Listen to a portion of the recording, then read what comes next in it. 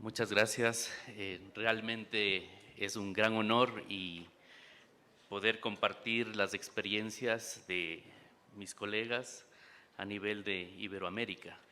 Quiero reconocer y felicitar el trabajo de la Convención en cuanto a esta ardua labor de unirnos para poder compartir y deliberar acerca de los problemas que atañen a la justicia constitucional. Yo reconozco, digamos, que el cumplimiento de las sentencias es un desafío de la justicia constitucional. Por un lado, porque brega por las razones institucionales deliberativas que son parte, digamos, de las decisiones que se construyen para incluso tratar de persuadir a los órganos obligados que cumplan estas decisiones voluntariamente. Esa creo que es uno de los estándares más altos que busca que el tribunal pueda materializar sus decisiones.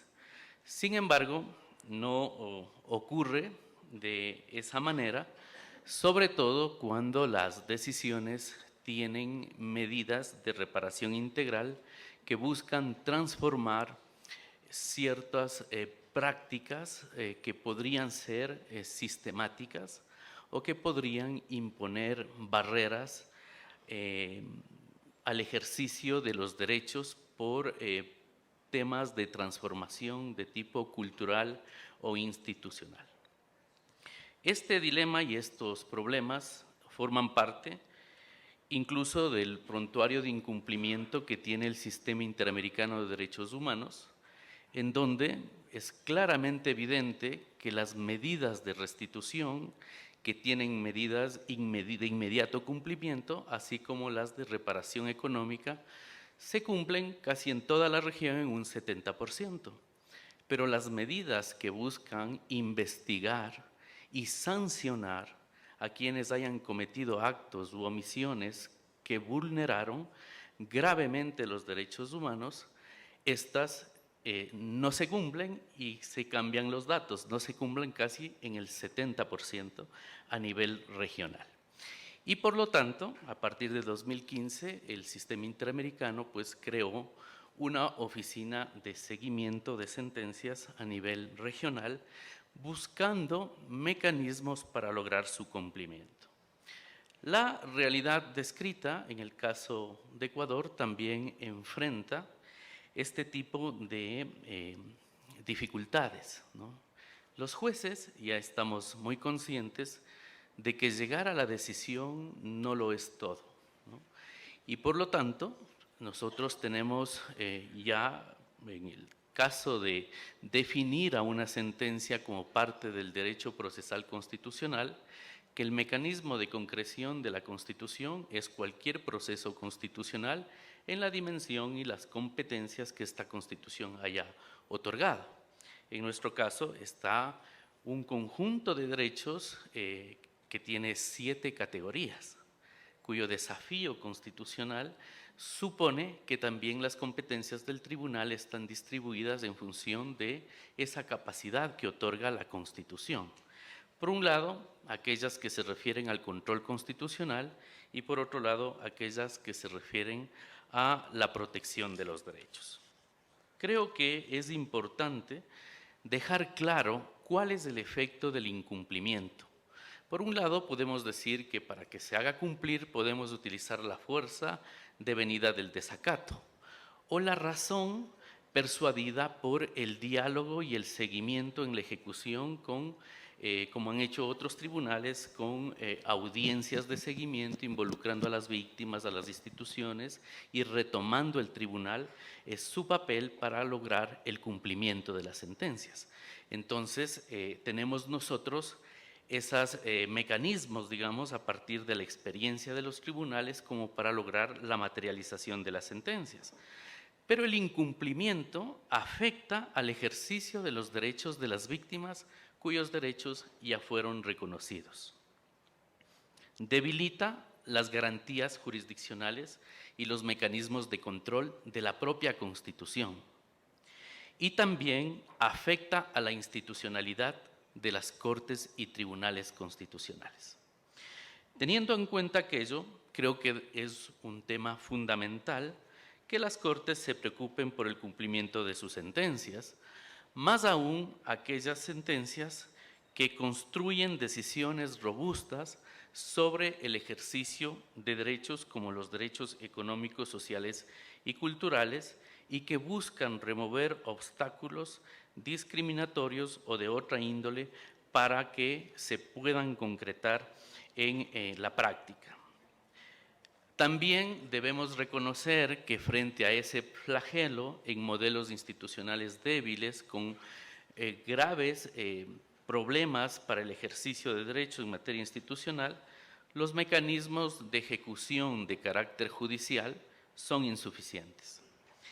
Y por lo tanto, los tribunales, a partir de su experiencia, han venido o estableciendo salas de seguimiento o creando unidades de seguimiento, así como también creando comisiones delegadas a otras instituciones para que verifiquen si las sentencias se materializan. La relación entre el componente institucional, los recursos y el tiempo ciertamente constituyen un desafío y sin embargo de aquello el incumplimiento persiste.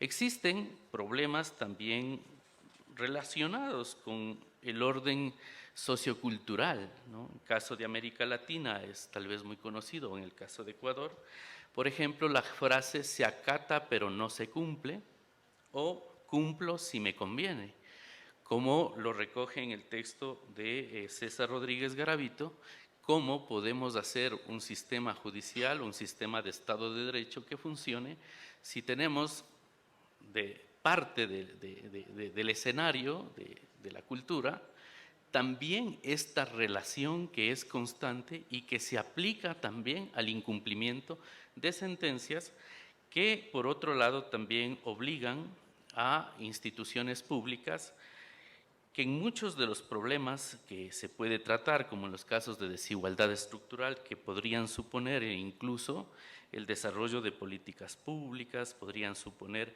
la toma de medidas estructurales como la capacitación en materia de derechos humanos o de género, también podrían suponer medidas simbólicas como el reconocimiento de la culpa en la vulneración de derechos, se suelen, digamos, dilatar en el tiempo. Y esto también responde a un problema de carácter político, según la doctrina. No solamente es cumplo si me conviene, sino cuál es el cálculo político y el tiempo que tengo para hacer cumplir una sentencia constitucional de estas características. En ese sentido, es importante reflexionar no solamente el modelo de reparación, sino también acerca de las estructuras institucionales con las cuales deben contar las Cortes y tribunales para lograr efectividad en sus sentencias. En ese sentido, para esbozar algunas ideas, yo no me referiré tanto a los casos concretos, ya mi colega Carla Andrade lo ha hecho de manera espectacular y con mucho detalle. Podríamos categorizar de forma general que la decisión jurisdiccional, como ya se han referido varios en este panel, se refiere a la materialización de la cosa juzgada. Muchas veces la cosa juzgada entra en conflicto con el propio instituto de reparación integral, ¿no? Una institución fuerte frente a una institución más porosa, más de adecuación, más de contestación a las cuestiones relacionadas con las víctimas. Y luego vienen al menos 3 problemas que deben ser resueltos. El primero es uno de carácter orgánico. ¿Con qué instrumentos institucionales cuentan los tribunales para lograr que sus sentencias se cumplan? Las unidades de seguimiento son indispensables. Nosotros, a partir de la Secretaría Técnica Jurisdiccional, en eso quiero yo reconocer incluso a nuestra secretaria técnica, la doctora Lorena Molina, han hecho un trabajo espectacular en sistematizar el universo de todas las decisiones pendientes y en clasificar qué tipo de medidas están pendientes y qué tipo de medidas están cumplidas. Muchas de las sentencias tienen medidas de carácter dispositivo que se cumplen automáticamente por el propio orden jurídico. Hay un conjunto de decisiones que suponen decisiones de desigualdad estructural o estado de cosas inconstitucionales, como se conocen en otros países, que requieren la activación de varios mecanismos a saber del seguimiento. En eso, nosotros también estamos experimentando realizar audiencias de seguimiento, escuchar a las víctimas y también establecer, digamos, una continuidad del seguimiento de las medidas en función de la gravedad y en función de las transformaciones estructurales que preveía la sentencia. Y en ese sentido, tratando de utilizar los mecanismos institucionales para lograr el cumplimiento. En el caso de Ecuador, la Constitución en su artículo 86 pues establece que frente al incumplimiento la Corte puede destituir a los funcionarios públicos que no han cumplido con estas decisiones. Pero entre el cumplimiento y el incumplimiento no tenemos como una fase intermedia y claro, no todas las decisiones pues requerirían llegar a ese extremo. Y corresponde no solamente a la Secretaría Técnica, sino al Pleno de la Corte Constitucional, conocer las dificultades del cumplimiento en su variable y en su magnitud para ir concretando medidas adecuadas que persuadan incluso a un cambio contracultural para hacer del cumplimiento un mecanismo de efectividad de la Constitución. En ese sentido, creo que se aboga mucho porque el cumplimiento se construya a partir de entender que las sentencias puedan hacer posible que las transformaciones se lo hagan por la fuerza de la razón y no necesariamente por el ejercicio de la fuerza bruta. Y en ese sentido, pues creo que como tribunales y cortes constitucionales reafirmamos ese compromiso para poder seguir pensando en mecanismos institucionales del cumplimiento y del seguimiento. Dentro de aquellos también son importantes tener en cuenta que, por ejemplo, esto más bien ya como una proposición, la publicidad de las sentencias incumplidas podría ser una buena forma de hacer avergonzamiento institucional.